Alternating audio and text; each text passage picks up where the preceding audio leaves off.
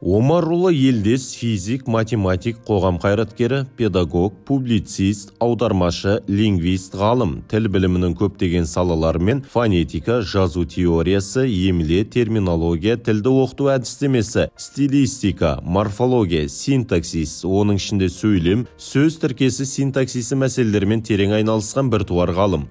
Қазақ тіл білімінің Ахмет Байтұрсынұлынан кейінгі негізін қалаушылардың бірі. Ахмет Байтұрсынұлының шәкірті және лингвистикалық мектебінің ең ірі өкілі. Қазақ ғылыми ойының өсуіне, туған халқының жазу мәдениетінің қалыптасуына өлшеусіз үлес қосты. Омарұлы Елдес кейбір деректерде Тиесов, Алаш қозғалысының қайраткері. 1892 жылы Қостанай уезі Дамбар болысы нөмірі 2 ауылында туған. Мұсылманша сауат ашқан. 1907 жылы Қостанай орыс қазақ мектебін, 1911 жылы Орынбор мұғалімдер мектебін бітірген. 1911-17 жылдары Қостанай уезінде мұғалім. Қазақ газетінде мақалалары жарияланған. 1924 жылы қазақ білімпаздарының тұңғыш съезінде, 1926 жылы Бакуде түрікшілердің съезінде баяндамалар жасаған. Қазақ тілі, геометрия, физика оқулықтарының авторы. 1929 жылы айыпталып, 1933 жылы ақталған. 1937 жылы қуғын сүргін құрбаны.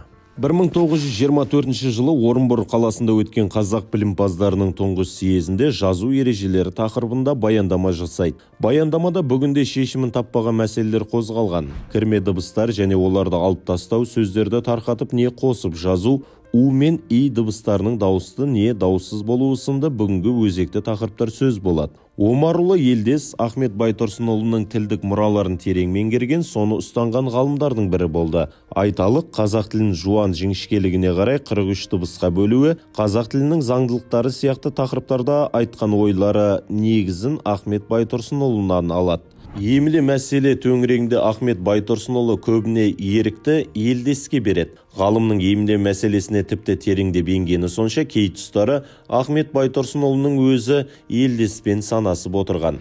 Айнымалы дыбыстардың жазу ережесіне қатысты ғалым мынадай пікір айтады. Біздің жазуымыз дыбыс жүйесінше, біз әр сөзді өзінің естілуінше жазамыз. Жазудың онан басқа сөз жүйесінше де жолы бар. Жазу сөз жүйесінше болса, туынды сөздер естілуінше жазылмайды, түбіріне ұқсап жазылады. Мәселен, бұқ деген етістік түбірі бар. Мұны екінші жақ жіктеумен айтсақ, бұғасың болады. Түбірдегі қ өзгеріп ғ болады. Жазуымыз дыбыс жүйесінше болған соң, біз бұл сөздің түбіріне ұқсатпай, осы жазылғанша бұғасың деп жазамыз. Р, Л, У, И дыбыстарын жарты дауысты дыбыстар тобына кіргізеді. Мәселен, лас деген сөздің басындағы дыбыс Л емес, А.